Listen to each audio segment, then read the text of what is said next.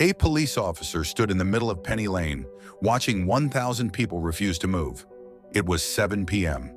December 20th, 1966. Snow falling. Traffic completely stopped, horns honking. But nobody cared, because four men with acoustic guitars were playing in the middle of the street, and everyone who heard them couldn't walk away, couldn't leave, couldn't do anything except stand there in the freezing snow and cry. The officer radioed his station. "I need backup, but not for the reason you think. You're not going to believe this." What had started as four musicians leaving work had turned into the most beautiful chaos Liverpool had ever seen. This is how it happened. December 20th, 1966. Liverpool, Abbey Road Studios. 5:45 p.m. The Beatles had been in the studio all day, recording, mixing, working on songs for what would become Sgt. Pepper's Lonely Hearts Club Band. Long day, exhausting day. The kind of day where all you want is to go home, eat something warm, and sleep. They walked out the back entrance together, trying to avoid fans, trying to be invisible, all four bundled in coats and scarves against the December cold. Snow had been falling since morning, thick, heavy, the kind that makes everything quiet and soft. Their car was waiting, engine running, driver ready to take them wherever they needed to go. Home, hotel, anywhere but the studio. But Paul stopped on the steps. "What's that?" The others stopped, listened. Music, faint, coming from somewhere down the street. "Carol singers probably," John said. "It's Christmas." But it wasn't carol singers. It was a trumpet, playing When I'm 64. Paul's song, the one they'd just been working on in the studio, playing it beautifully, jazzy, soulful, better than they'd played it themselves. "Someone's got our song," George said. They walked toward the sound, curious, down the street, around the corner, to Penny Lane, the actual Penny Lane, the street they'd sung about, the place that would become famous because of them. And there on the corner was an old man, maybe 70, maybe older, wearing a worn overcoat and a flat cap covered in snow, playing a dented trumpet, case open at his feet with a few coins. He was good, really good, professional, playing When I'm 64 like he'd been playing it his whole life, instead of a song that had just been written. The Beatles stood there, 20 feet away, listening.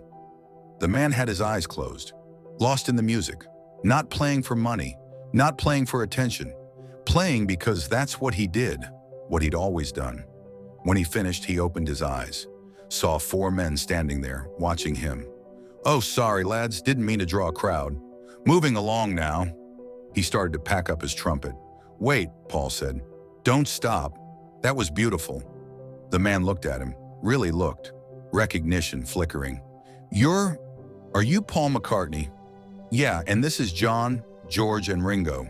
The man's mouth fell open, looked at his trumpet, at the song he'd just been playing. "Oh God, I'm so sorry. I know you probably haven't released that yet. I heard it through the studio window this afternoon when I was passing by. I shouldn't have played it. Copyright and all that." "I didn't mean..." "Mate, it's fine," John interrupted. "You made it sound better than we did." "That's not possible." "Trust me," Ringo said. "We've been fighting with that song all day. You just played it perfect." The man laughed, nervous, still not quite believing this was happening. "I'm Eddie Walsh. Used to play trumpet professionally. Big bands back in the day, before the big bands stopped being popular." "What happened?" George asked. Eddie shrugged. "Got old. Music changed. I didn't change with it. Now I play on street corners for coins. But I still love it. Still love making music." Paul looked at the trumpet, at Eddie, at the snow falling, at Penny Lane stretching out behind them, and made a decision. "Eddie, we've been working all day. We're tired. We're cold. We want to go home. But I think maybe we should stay. Make some music. What do you think?" Eddie blinked. "You want to play? Here? In the street?" "Why not? We started in streets. In Liverpool. Might be nice to remember that." John was already on board. "Derek," he called to their assistant who'd been waiting by the car. "Bring the acoustics. All of them." Within minutes, they had 3 acoustic guitars. Paul took one. John took one. George took one. Ringo didn't need anything. He could keep rhythm with whatever was around. "What should we play?" Eddie asked, still looking like he might be dreaming. "Your song," Paul said. "When I'm 64. You lead. We'll follow." They positioned themselves on the corner of Penny Lane, under a street lamp, snow falling around them, the four Beatles and a 70-year-old trumpet player. Eddie lifted his trumpet, counted them in, and they played. The first person to stop was a woman in a nurse's uniform, coming off shift, tired, feet hurting. She heard the music and turned, saw the Beatles, literally playing on Penny Lane. She dropped her bag and just stood there. Then a man in a suit, then a couple holding hands, then a group of shop workers. Within 5 minutes, there were 30 people. Within 10 minutes, 100. They finished "When I'm 64" and went into Penny Lane. Because they were on Penny Lane, playing Penny Lane. How perfect was that? The crowd sang along, loud, joyful. Every person knew every word. This was their street, their song, their Beatles. Office workers who'd been miserable 20 minutes ago were now smiling. Shop workers who'd been counting down minutes until they could go home were now dancing in the snow. Strangers were hugging, crying, singing together, because this was impossible. This was magic. This was the Beatles playing on a street corner on a Tuesday evening in December, like they were just regular musicians, just regular people, making music because that's what they loved. They played "Yesterday," "All You Need Is Love," "Help," song after song. The crowd kept growing. 200 people, 300, 500. Cars started stopping, drivers getting out, traffic backing up along Penny Lane, horns honking. But nobody moved. Nobody could move. This was once in a lifetime. This was history. A police officer arrived, young, overwhelmed. He pushed through the crowd to reach the Beatles. "Sirs, you're blocking traffic. You need to..." He stopped, saw their faces. "Oh my God, you're actually the Beatles."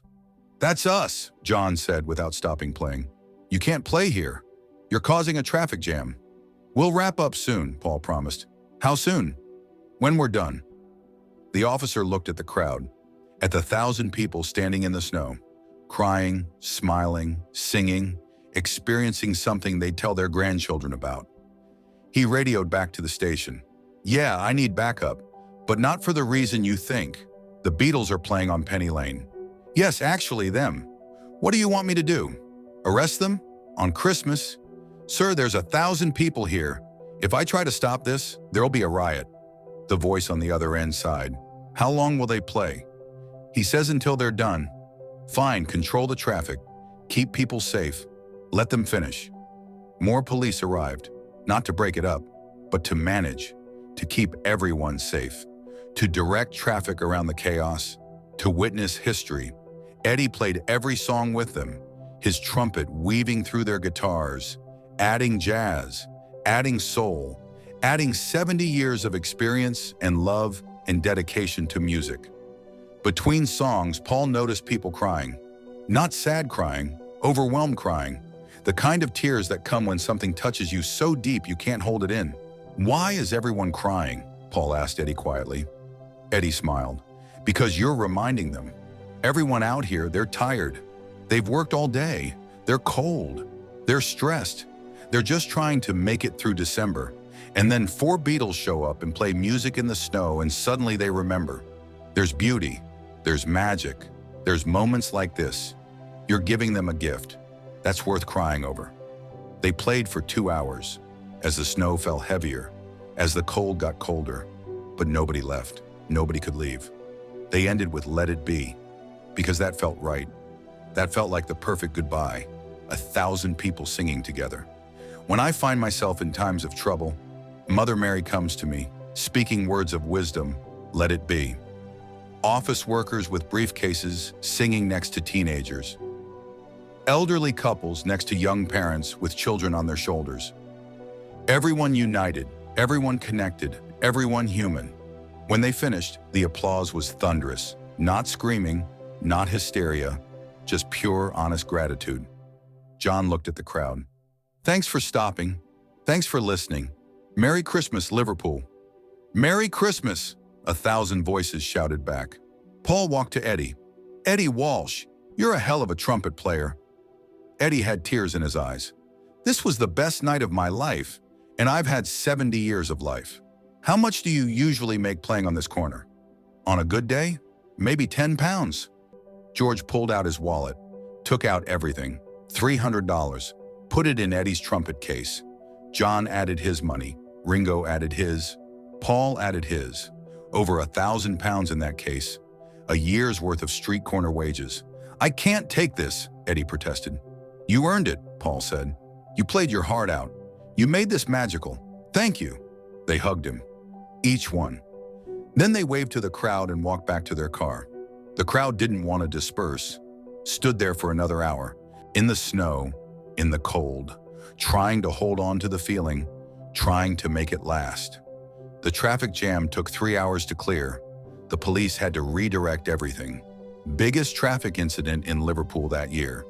Not because of an accident, because of beauty, because of music, because of 4 Beatles and an old trumpet player reminding everyone what matters.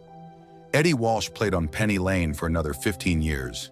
Every day, rain or shine, summer or winter, always playing, always making music. He never spent the money the Beatles gave him. Put it in a bank account, saved it. When he died in 1981, he left it to the Liverpool School of Music. So kids who love music can learn to play. The way I did. The way the Beatles did. December 20th, 1966 became legend in Liverpool. The night the Beatles stopped traffic. The Penny Lane concert. The 2 hours when magic happened. People who were there never forgot. Told their children, their grandchildren, about the time they stood in the snow and sang with the Beatles. About the time 4 famous men reminded them that music isn't about fame or money or records. It's about connection, about joy, about being human together. In 2006, 40 years later, Liverpool put up a plaque on Penny Lane. On this corner, December 20th, 1966, the Beatles played an impromptu concert that stopped traffic and started tears. Never forget. That's the story that should be told. Not about traffic jams or logistics or police reports, but about 4 musicians who'd spent all day working and decided to spend 2 more hours playing. About an old trumpet player who got to make music with his heroes. About 1,000 people who got to remember why they love music, why they love Liverpool, why they love being alive. The Beatles made history that night, not in a studio or on a stage, but on a street corner in the snow, reminding everyone that the best music isn't recorded. It's lived, it's felt, it's shared. And sometimes, if you're lucky, it stops traffic and makes you cry and reminds you why any of this matters at all.